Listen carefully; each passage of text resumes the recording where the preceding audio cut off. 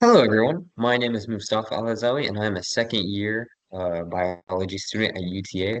This is my submission for Discover 2025, and we are going over functional brain differences in epilepsy and psychogenic non-epileptic seizures using magnetoencephalography, which in short is called MEG.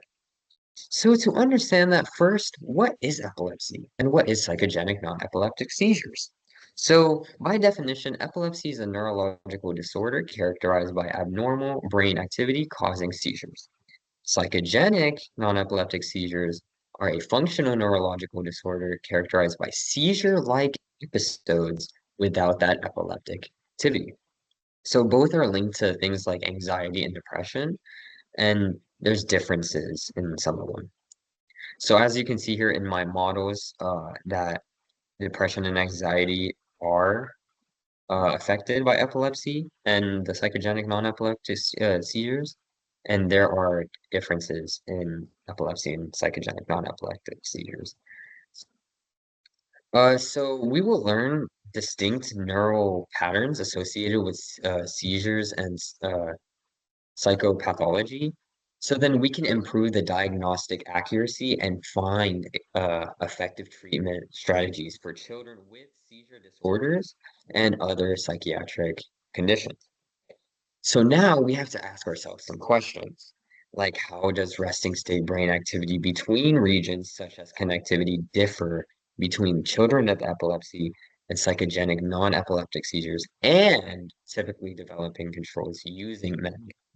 Another question we should ask ourselves is, do patterns in resting state neural activity even correlate with anxiety and depression levels? So the study, well, what we did in the study, or what we're going to do in the study, is adolescents aged 10 to 19 will come to Cook Children, and they'll be divided into three groups, which is epilepsy, psychogenic non-epileptic seizures, and then typically developing group. So the participants they're going to undergo a 10-minute resting state MEG recordings from with 5 minutes open and then 5 minutes closed of their eye movement.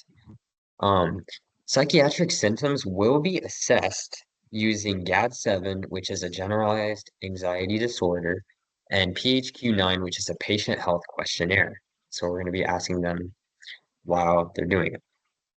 Resting state connectivity will be performed between the groups, and Pearson correlation analysis will assess the relationships between the spectral power and the psychiatric symptoms.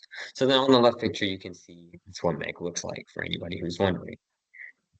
So then what do we expect to find, really? Well, we expect to find the distinct connectivity patterns in epilepsy and psychogenic non-epileptic seizure groups, and there's going to be compared to the typically developing group. Specifically, we're going to like find the connectivity patterns between like the default mode, the salience, and the executive control.